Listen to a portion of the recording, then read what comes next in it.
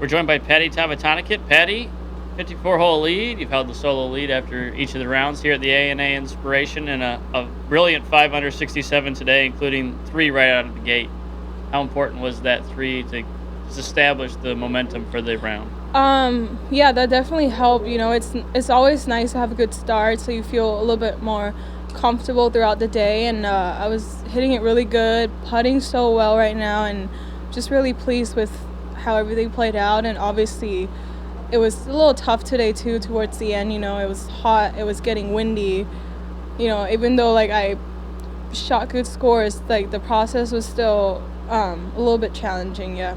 How did the wind affect your game, maybe your mentality out there, especially with the conditions, how drastically different they were from the first 2 days? They were definitely tougher, but the first couple holes we had downwind, so it's a little bit of a help there. I just hit my drive, landed on the downslope, and just kept rolling. So it's been nice, but it's a little tougher to stop the ball sometimes on the green.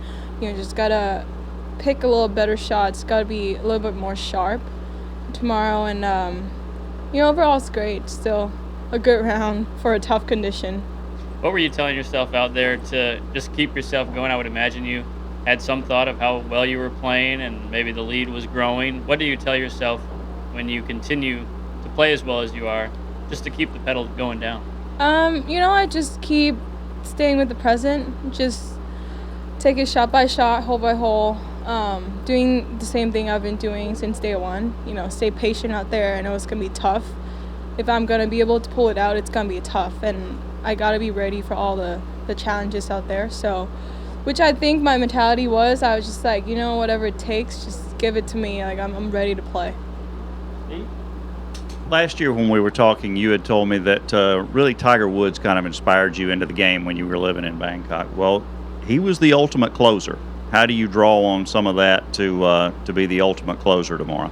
I like his style of play, even though obviously it's uncomparable, like my level and his level, but he is a great competitor, and no matter how much lead he has, he's still, gonna keep pedaling like it's the first day, and I really like that about him.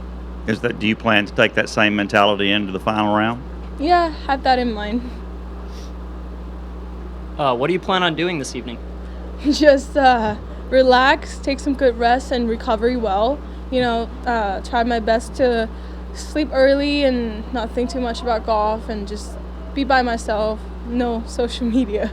Do you have any experience sleeping on a lead like this? I think so, but I'm just so tired that I really want to sleep. I don't think I'll have trouble sleeping tonight. What is the most strokes you've been ahead going into a final round? Zach, I'm gonna have to ask you on that. I don't know. Even at any level. Well, I actually played here when I was 14. And I had, I think, 10 shots lead going into the final round. But that was, a long time ago, and that's the only thing I can remember. And did you say you will not look at social media? Yeah, I'm not really... I like to keep my circle really small, especially, when I'm playing. And mental health is really important for me, because sometimes, getting on it just drifted me away from myself a little bit, and... I'm on it, I'm off it. I'm just very on and off with it. So even if people are saying positive things about you, you don't necessarily want to know? Yeah, I mean, I appreciate all the good comments and all the positive, words that have reached out to me. But at the end of the day, I still have some work to do. And it's not my week off of where I can just scroll. I still want to be focused and only... words from people who matter. Yeah, and is more important to me. As you stood on the fairway on 18, were you contemplating at all going for it? No, it was in the divot. I wasn't gonna risk it. I mean, my wedge game has been good all day, so why take the risk? Because I know I can make birdie, some other way. Thank you. Patty, you just to kind of reiterate what Karen said. You had a 5-stroke lead at Danielle Downey Credit Union Classic in Rochester, heading into the final round. That was a 4-day event. You shot a 7-under par 65 in the third round to create that.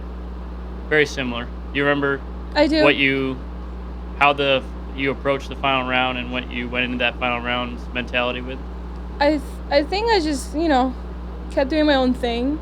I remember being really calm and just keep pedaling like it's not over yet. Anyone could do anything incredible tomorrow, and so am I. Like, everyone has the capability to go out there and shoot low scores. You can't really be ahead of yourself there. It's just, there's a lot of golf left. It's 18 holes. Anything could happen. When we had Shan Shan in here, she said she learned a lot from playing with you today. She likes to joke that she's not the longest hitter, that you are. What was it like playing with Shan Shan today? It was really fun and relaxing. I feel like I really like her demeanor on the course, just, relax. And I feel like that kind of helped me a little bit, just be relaxed. And it's a final group. I mean, it's a lot of pressure, but it's been really fun today playing with her and just talking about, stuff. Were there any funny moments, something she might have said? I don't remember. Sorry. That's fine. But we laughed a lot. Yeah. Has there ever been a point in your golfing career where you have felt as in control of the golf ball as you do right now? Yeah, when I was back in college, I feel like I have the same tendencies, have the same shot patterns, and I'm just really confident with my ball striking right now, and it's not gonna be any bad, I guess. Just again, I have to commit, and I feel like my commitment it's gonna be important for me to keep hitting good shots. Do you have a specific swing thought that you've been leaning on this week? Not on the course. On the course, well, it's going back to having a play box is probably feeling a bit more laid off because I tend to get across, but that's pretty much it. I'm not trying to force to get it to the position where I want to be, but just feel it out and feel like in my hands when, the club goes through the ball. Just feel the whole thing, just a feel type of thing out there. When you were coming up through the junior ranks and over the years, were you always the longer hitter when you played with other kids? Yeah, I was. I was hitting it the longest probably my freshman year in college. Obviously, I had freshman, 2015, but just hitting it so far and high, didn't know how to control the flight.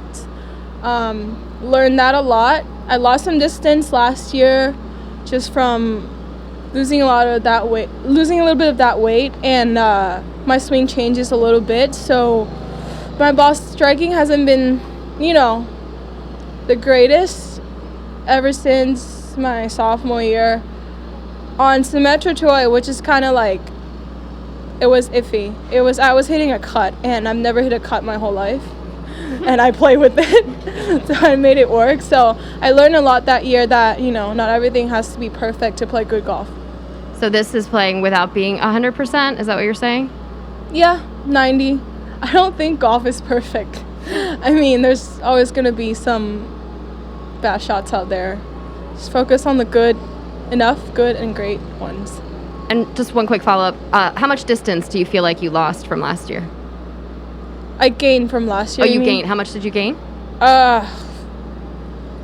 15 at least. And I don't know. Last year was different. I didn't take care of my body well too. So everything's different, and I feel like I'm hitting it the same. I was hitting it kind of freshman year, and if anything, a little further, because all those were fat, and this is kind of a little bit more muscle.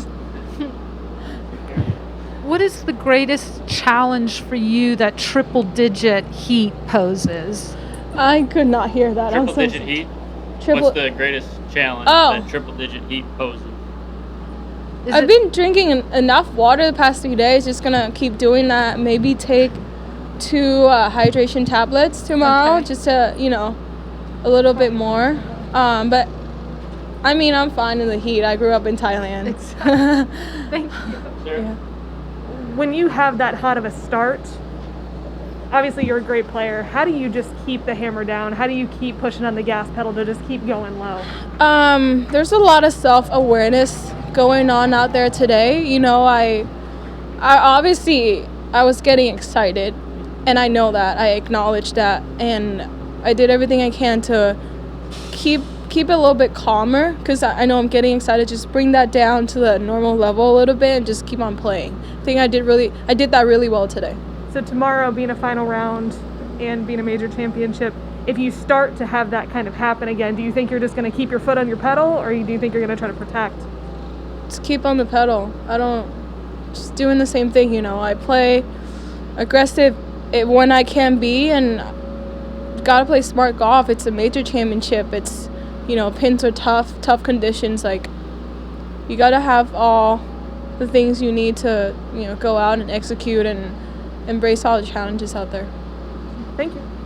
Doug, on Zoom, you can unmute Doug. A couple questions with Patty. Great, thanks. Great round today, Patty. Thank you. You had 28 putts today, and you were making the 6 to 8 footers looking pretty routine. Could you maybe share your thoughts with us about your putting and how it felt today, and if there were any keys that were in play for you today with your putting? Yeah, I putted well today. I've been rolling it really nicely since the first day. You know, some putts didn't drop. I didn't let that affect me. I just kept on, you know, giving it a good roll. My reads were better today. It was kind of in my system a little bit more. That's why I made more putts. But, you know, just gonna do the same thing tomorrow. Just keep making good strokes, end over end, and hopefully go in. You said that you didn't even hesitate on your approach shot to 18. You just decided that you were going to lay up and play in that way. Were you able to see your approach shot to the 18th green? Yeah, it was only 187. It was probably like a 6-iron, but it was in the divot, so I wasn't gonna risk that. And it was kind of like sitting down a little bit too. I mean, the chances of it, you know, going left, right, short, or even, I don't know, just some weird stuff could happen there, and I wasn't gonna risk that. Sorry. Yeah. Sorry, Patty. I was referring to your wedge into the green. Oh, wedge into the green. Sorry, there's a little bit of noise right now. Wedge into the green. Yes, I could see. What was your question again? Sorry. About whether or not you could see the entire shot and the ball when it hit the green. Oh yeah, I could. And I was just going to asking you about, did you have anything going through your mind when you saw it starting to come back and started to go down the hill a little bit?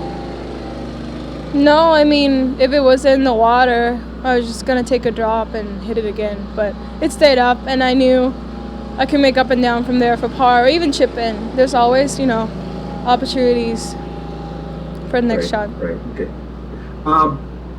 What's your routine going to be tomorrow when you get up and start to prepare for your round?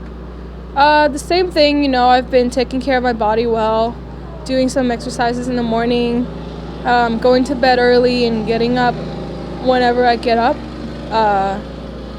Not stress too much about golf, just, I don't know, don't think about it. I don't usually like to think about golf when I'm off the golf course anyways.